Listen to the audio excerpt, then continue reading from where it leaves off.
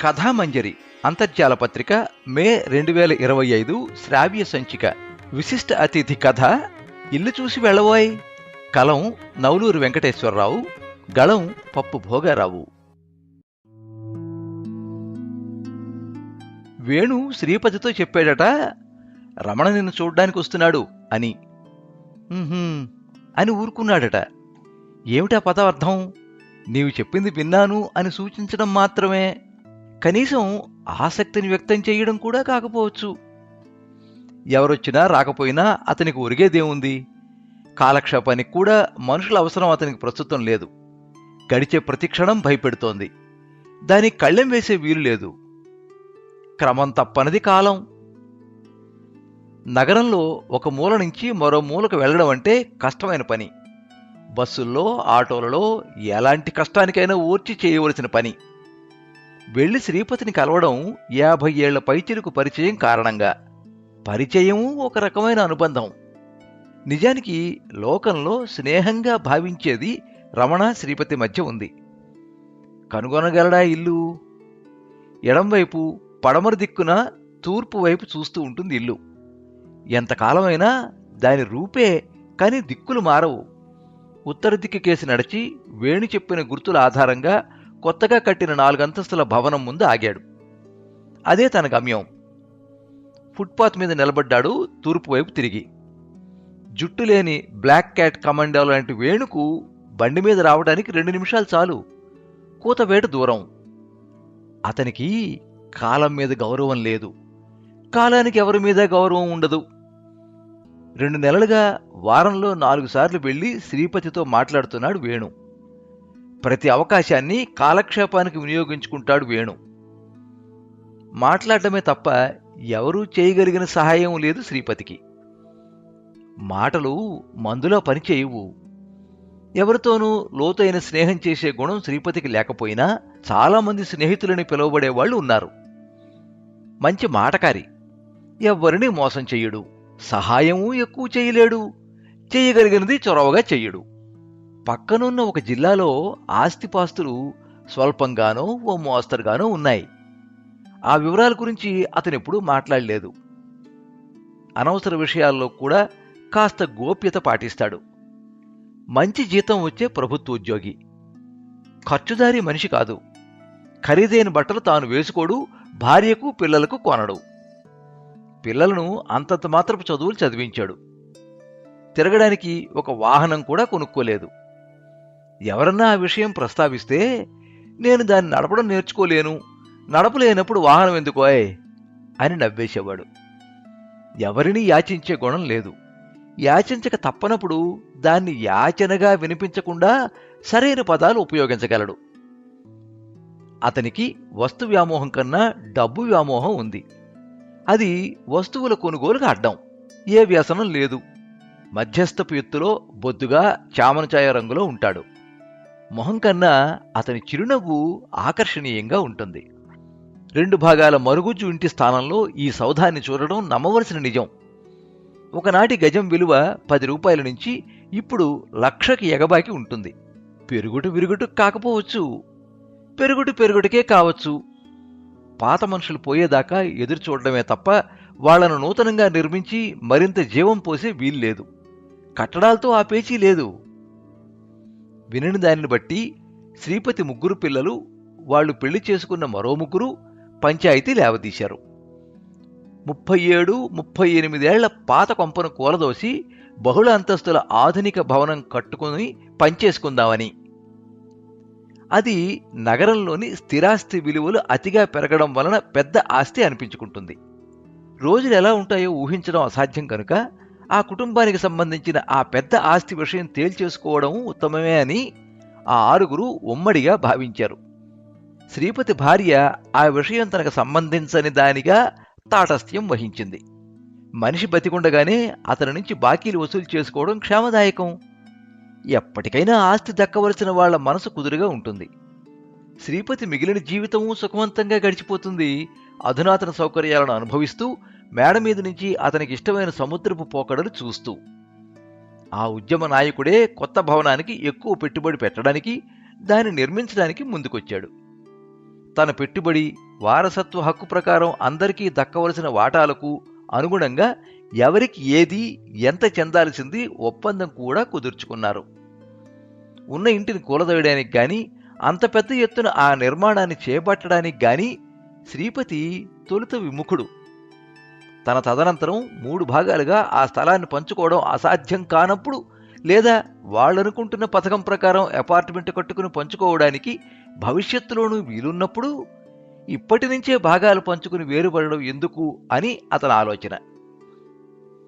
తాను బతికుండగానే తన కష్టార్జితాన్ని పనిచేసుకోవడంలోనూ తొందరపాటుతనమే కాక, నీ వయసు మీరింది కనుక ఎక్కువ కాలం మిగిలి ఉండవు అని చెప్పినట్టు ఉంటుంది. ఆ విషయం చర్చకు వచ్చిన రోజులలో అతను సంపూర్ణ ఆరోగ్యవంతుడు. మరో దశాబ్దం బతికేలా ఉన్నాడు. కనీసం బతుకుతాను అనుకున్నాడు. ఇతరులతో ఏ వ్యక్తికైనా ఏ అవసరం లేకపోయినప్పుడు ఈ లోకంలో అతను బ్రతకటం కేవలం అతని అవసరార్థమే అవుతుంది.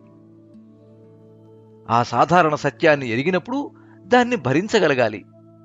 భరించక తప్పదు. వ్యతిరేక భావాలు ఘర్షణ పడుతున్నప్పుడు రాజీ ఒకటే మార్గం. అది ఇరుపక్షాలలో బలహీనమైన ఒక పక్షం పడక తప్పదు. చివరకు రాజీ కాని రాజీ పడ్డాడు శ్రీపతి. 2 ఏళ్లలో పూర్తవ్వాల్సిన నిర్మాణం 4 ఏళ్ల పైన పట్టింది. అది అతనికి చాలా ఆందోళన కలిగించింది. 4 ఏళ్లు అద్దె కొంపలో గడపవలసి వచ్చింది. నూతన సదనం పూర్తవుతుండగా జబ్బున పడ్డాడు. 2 బాధలతో సతమతమయ్యాడు. అద్దె ఇంట్లో మరణిస్తానేమోననిపించింది. చావడానికి ఏ ఇల్లైనా ఒకటే. ఎద్దు పుండు నొప్పి కాకికి పట్టదు. పడితే ముక్కుతో పొడిచి దాన్ని ఆరగించలేదు. వేణు 5 నిమిషాల తర్వాత వచ్చాడు. ఎలా ఉందంటావు భవనం?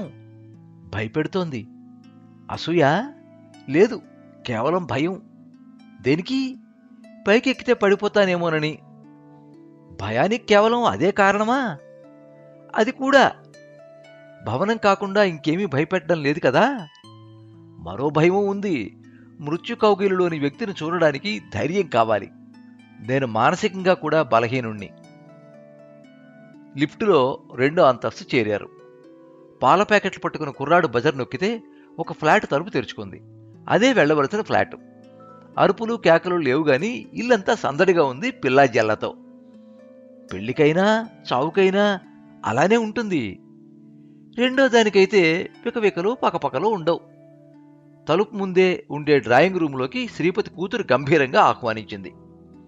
మంచినీళ్ల గ్లాసు ముందుంచింది. గాజు కిటికీలలో నుంచి ఊదా రంగు ఆకాశం, తూర్పు వైపు సముద్రం కనిపిస్తున్నాయి.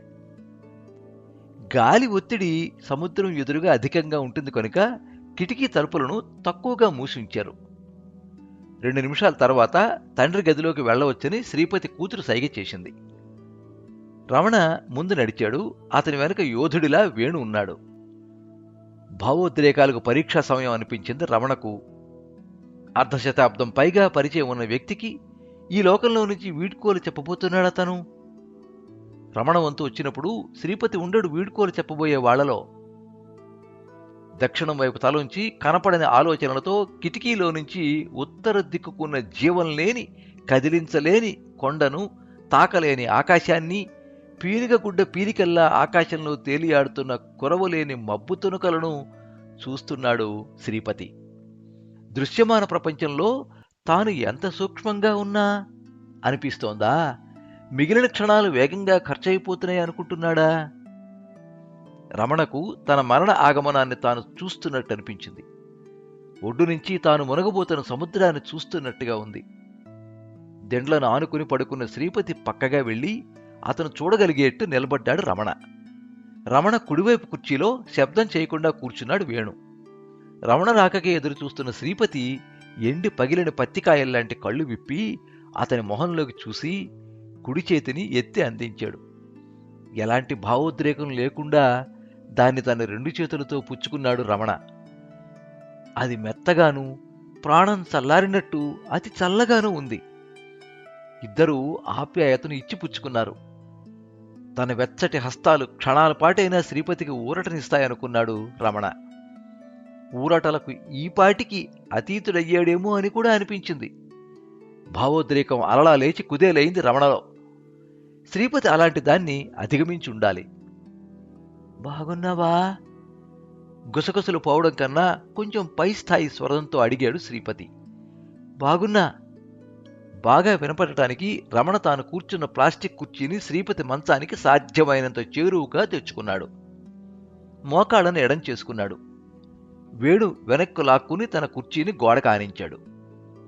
తరచూ ఆ ఇంటికి వస్తూ ఉండడం వలన అతను శ్రీపతితో మాట్లాడడానికి ఏ విషయం లేదు. చూడడానికి ఉంటుంది. పిల్లలు బాగున్నారా? బాగున్నారు. ఎక్కడున్నారు? చెన్నై, బెంగళూరు, హైదరాబాదు. అతని ఒక కూతురు ఆ గదిలోకి వచ్చింది. బహుశా ఆమె తండ్రిని ఎక్కువగా మాట్లాడిస్తారనో, అతను ఎక్కువగా మాట్లాడి ఇబ్బందికి గురవుతాడనో. రమణకి చెందినంతవరకు ఆమె అక్కడ ఉండడం ఒక హెచ్చరిక కావచ్చు. దైన్యపు ముద్దలా ఉన్న శ్రీపతి ఎంతవరకు ఓపిక అనుమతిస్తుందో అంతవరకు స్నేహితులతో మాట్లాడడమే మేలు కదా అన్న అభిప్రాయంతో ఉన్నాడు రమణ. వాళ్ళకి ఏ జాగ్రత్త కావలిస్తే వాటిని తీసుకునే హక్కుంది. ప్రశ్నించడానికి ఇతరులెవరు? శ్రీపతి మాట్లాడినప్పుడు రమణ తప్పనిసరిగా సమాధానం ఇవ్వాలి. నివారించడం న్యాయం కాదు. నీ మొహంలో జీవకాళుంది. కాకపోతే 4-5 రోజులు లంకణం చేసినట్టున్నావు. అతను పెదవులు కదిపి కదపకుండా చిరునవ్వు నవ్వాడు. తాను ఎలాగూ రేపో మాపో చనిపోతుంటే జీవకళ ఏమిటానో, ఆ మాటలు చీమతలకాయంతన్నా విశ్వాసాన్ని కలుగుచేసినందుకో కూతురు సంతోషించుంటుంది అనుకున్నాడు రమణ. ఆమెకే తెలియాలి. మెప్పించడానికి రమణ అనలేదు. భార్యాపిల్లలు పుట్టెడు దుఃఖంలో ఉండుంటారు. కుతూహలం ఆపుకోలేకనో, అక్కడ కూతురి సామర్థ్యం సరిపోదనుకునో శ్రీపతి భార్య వచ్చి ఒక ప్లాస్టిక్ కుర్చీలో నిండుగా కూర్చుంది, తల వేలాడేసుకుని. పెళ్ళయి కొత్తగా కాపురం పెట్టినప్పుడు ఆమెను రమణకు పరిచయం చేశాడు శ్రీపతి. పచ్చటి శరీర ఛాయ, అందం, మంచితనం ఉన్నాయి ఆమెలో అప్పుడు. వయసులో కోతి బాగుండవచ్చు. అందగత్తె వయసులో ఎక్కువ అందంగా కనపడుతుంది. ఎక్కువగా పల్లెటూరు జీవితం గడిపి ఉన్న అమ్మాయిని ఎంపిక చేసుకున్నాడు శ్రీపతి అని రమణ భావించాడు. అప్పుడే కాలం 3-4 ఏళ్లు తక్కువగా 50 వైపు వెళుతోంది. తెచ్చుకున్న ఆమె ఉండిపోతుంది. అతను ఆమె నుంచి సెలవు తీసుకోబోతున్నాడు. కళ, మాయ, నీటి బుడగా ఎప్పుడైనా ముగిసిపోవచ్చు. ఆయనకు మంచినీళ్ళు తాగినా కడుపులో ఇవ్వడం లేదండి. ఏది తాగాలన్నా గొంతే బాధ పెడుతోంది అనింది. తలను పంకించి ఊరుకున్నాడు రమణ. శ్రీపతి భోజన ప్రియుడు ఒకానొకప్పుడు. పాత రోజులు గుర్తుకొస్తున్నాయి. గోడేవారి వీధిలో మన కార్యాలయం ఉన్నప్పుడు నాజ్ రెస్టారెంట్లో ఇరానీ చాయ్ తాగి రేడియోగ్రామ్లో పాటలు వినేవాళ్ళం. వాడు ఎప్పుడూ బహరో పూలు బర్సావో అన్న పాట వేసేవాడు. శంకర్ జయకిషన్ లేరు, రహీ లేడిప్పుడు. పలహారం చెయ్యాలంటే పక్కనున్న అశోక కేఫ్కి వెళ్లేవాళ్ళం. ఆ వయసులో ఎగిరెగిరి బాల్ బ్యాడ్మింటన్ బాగా ఆడేవాడివి, బలంగా ఉండేవాడివి. శ్రీపతి విచారంగా తల ఊపాడు. తాను ఒక జీవితం జీవించాడని గుర్తుకు తెచ్చి ఉంటాయి రమణ మాటలు. చేజారిన క్షణాలను అనవసరంగా గుర్తు చేశాననిపించింది. జ్ఞాపకాలు గుబులు పుట్టిస్తాయి. జారిన మాటలు వెనక్కు రావు. మనుషులు తన నుంచి దూరం కాకుండా ఎలా మాట్లాడాలో శ్రీపతికి తెలుసు. చాలామంది మిత్రులను, పరిచయస్తులను సంపాదించుకున్నాడు. పొదుపరి, ఆస్తిపరుడు. వయసు, శక్తి వదిలేసిన అతను రోగం పాలు, మంచం పాలు అయిపోయాడు. ఇప్పుడు గత జీవితం కేవలం ఒక జ్ఞాపకం. ఇది గతానికి, వర్తమానానికి మధ్యన నిత్యం ప్రవహిస్తుండే వంతెన. శరీరానికి స్వేయ స్వస్థతాత్మక శక్తి ఉంటుంది రమణ అన్నాడు. శ్రీపతి తలను నెమ్మదిగా ఆడించాడు. మర్యాద గురించేమో, లేదు తనకు అది వర్తించకపోయినా సత్యదూరం కాకపోవచ్చన్న అభిప్రాయాన్ని వ్యక్తం చేయడమో, కాదు లేశమాత్రమైన ఆశ వల్ల కావచ్చు. డాక్టర్ రఘునాథరావు గారికి చూపించారా? ఆయన బాబా క్యాన్సర్ ఆసుపత్రిలో చూశారండి, శ్రీపతి భార్య చెప్పింది మిగతా విషయాన్ని దాచి ఉంచి. చికిత్స గురించి ఏమీ చెప్పలేదా? కీమోథెరపీ చేస్తానన్నారు, మా వారు వద్దన్నారు. దానివల్ల ఉపయోగం ఉండదు, మరింత బాధపడడం తప్ప అని. ప్రసాద్ గారికి అల్జీమీర్స్, శ్రీపతి అన్నాడు. అర్థం కాక అన్నాడు రమణ. అతనికి ఏది గుర్తుండదట. శ్రీపతి అన్నాడు. ఓ, అల్జీమర్సా? పాపం అన్నాడు రమణ మొహం చేదుగా పెట్టి. ఎన్ని మాయరోగాలు, రుగ్మతలలో ఎలాంటి సృజనాత్మకత, ఎన్ని రకాల హింస! అవతలివాడి జబ్బు, దాని గురించి జాలి, మాటన్న వ్యక్తిలో ఎంతో కొంత భయాన్ని క్షణికంగానైనా కలిగించకపోదు. మానసిక శ్రమ, ఒత్తిడి, ఆందోళన వయసు మళ్ళుతున్నప్పుడు అధికమైతే వస్తుందంటారు. ప్రపంచంలో కోట్లాది మంది రోగులు, మందు లేదు. వేణు అన్నాడు. ఏ జబ్బు సోకని శరీర భాగం లేదేమో, శ్రీపతి అన్నాడు కాళ్ళు పూర్తిగా జాపుకుంటూ. కొంచెం పైకి పడుకోబెట్టమంటారా? భార్య అడిగింది. వద్దని సైగ చేశాడు. ఆ మధ్య శర్మగారి పూజా కార్యక్రమంలో చూశాను మిమ్మల్ని. చాలా సన్నగా ఉన్నారప్పుడు, వేణు భార్యను ఉద్దేశించి అన్నాడు రమణ. హెపటైటిస్, శ్రీపతి చెప్పాడు. మిమ్మల్ని చూసి 20 ఏళ్ళు అయ్యుంటుంది. ముందు మిమ్మల్ని గుర్తుపట్టలేకపోయినాను, ఆమె అనింది. ఇంతకుముందు రమణను సరిగ్గా పలకరించినందుకు సంజాయిషీల. తల ముగ్గుబుట్టయింది, కాలం సిద్ధంగా ఉండు అని చెబుతున్నట్టు. సళ్ళిని చర్మం ముడతలు పడుతోంది. ఇప్పుడే బాగున్నావు, శ్రీపతి అన్నాడు చిరునవ్వుతో. అతను చిరునవ్వు నవ్వటం తల్లి కూతుళ్లకు సంతోషాన్ని పూయించినట్టుంది. శ్రీపతి, నిన్ను శ్రమ పెట్టినట్టున్నాను అధికంగా మాట్లాడి, ఉన్నట్టుండి లేచి అన్నాడు రమణ. దాని గురించి ఎదురుచూస్తున్నట్టు వేణు లేచాడు. వాళ్లకు కాఫీ ఇవ్వు అన్నాడు శ్రీపతి. వద్దందామనుకుని ఊరుకుని తిరిగి కూర్చుండిపోయాడు రమణ. ఈ అవస్థలో ఉన్న అతని మాటను తిరస్కరించడం ఎందుకనిపించి. కూతురు అలా వెళ్ళి ఇలా తెచ్చింది. పరామర్శకు వచ్చిన వాళ్ళు అంతసేపు ఉండడం ఆమెకి ఇష్టం లేదు. కొన్ని తప్పని అనుభవాలు ఉంటాయన్న విషయం కొంతకాలం పోతే గ్రహించి సమాధానపడటం నేర్చుకుంటుంది. పరామర్శ సులువైన పని కాదు, అది చేసేవాళ్లను ఇబ్బంది పెట్టేదే. లాంఛనంగా మారిపోయినా పరామర్శ అవసరమే. రోగులు, కావలసిన వ్యక్తులు కోరుకునేది ఏ స్వస్థతను కలిగించకపోయినా విషాదం, జాలి అంతర్లీనంగా ఉండేదే. త్వరగా కోలుకో, మళ్ళీ వచ్చి నేను చూస్తా అన్నాడు రమణ లేచిపోతూ. వేణు తన చేతిని తిరిగి అందించాడు, కలీలంలోకి జారి కూరుకుపోతూ పైకి లాగడానికిచ్చినట్టు. 2 చేతులతో దాన్ని ఆప్యాయంగా నొక్కి మంచం మీద ఉంచాడు. ఇల్లు చూసి వెళ్ళబోయ్ అన్నాడు శ్రీపతి. రమణ మిత్రుడి మొహంలోకి చూశాడు 2-3 క్షణాలు. వెంటనే తేరుకున్నాడు. ముందే కొంత మేరకు చూశాను, మిగిలిన చూసి వెళతాను. చాలా అధునాతనంగా ఉంది, అభినందనలు. అతను తృప్తిగా కళ్ళు మూసుకున్నాడు. గర్వంతో కూడిన ఆనందం కూడా ఉండుంటుంది మనసులో. అతని భార్య ఇల్లంతా చూపడం మొదలుపెట్టింది ఉత్సాహంగా. శ్రీపతి ఉన్న గదికి ఎదురుగా ఒక విశాలమైన పడక గది ఉంది. ఆంగ్లాక్షరం ఎల్ ఆకారంలో సిట్టింగ్ రూము. 3వ పడక గదిలో అల్లుడు వగైరాలుండడం వలన దాన్ని చూడలేదు. వంటగది పొడవుగా, వెడల్పుగా, 4 ఒకేసారి పనిచేయడానికి వీలుగా ఉంది. ఇతరుల ఇళ్లలోలా గ్రానైట్ ప్లాట్ఫారం. వంటగది ఎదురుగా భోజనాల గది. సిట్టింగ్ రూమ్ సముద్రం వైపున్న కిటికీల రెక్కలలో ఒకటి తెరిచి చూపింది ఆమె. బాల్కనీలోకి దారితీసే తలుపు కొంచెంగా తీయంగానే సముద్రపు గాలి ఒక్కసారిగా ఎదురు చూసేట్టు చేసినందుకు కోపంగా లోపలికి జొరపడింది. ఆమె తలుపు తెరిచి బాల్కనీలోనికి వచ్చి నిలబడింది రమణతో పాటు. సముద్రం అనంతంగా పరుచుకుని ఉంది, మోహంలా, చావులా, ఆకాశంతో ఎప్పటికీ వీడిపోని కాపురం చేస్తూ. ఇంటి ముందున్న వెడల్పాటి రహదారికి అవతల వైపు కొబ్బరితోట, ఆ పైన బీచి.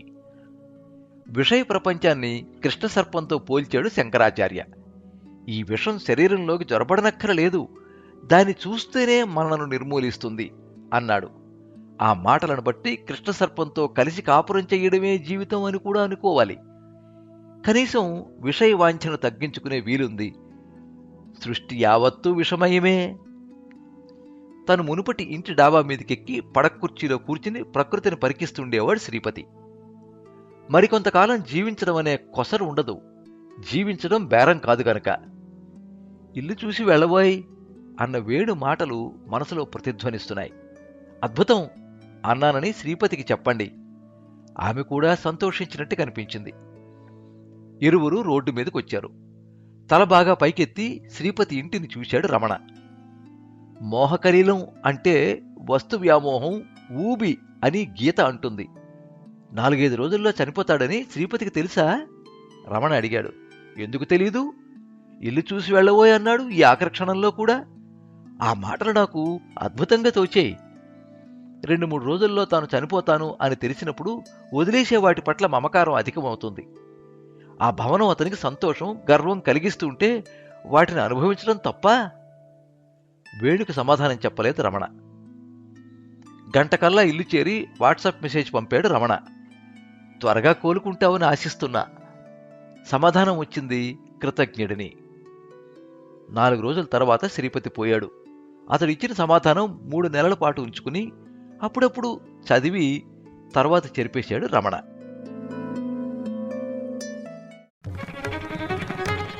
కథామంజరి మీరింతవరకు విశిష్ట అతిథి కథ ఇల్లు చూసి వెళ్ళబోయ్ విన్నారు. కలం నవలూరి వెంకటేశ్వరరావు, గళం పప్పు భోగారావు. సర్వే జనాః సుఖినో భవంతు.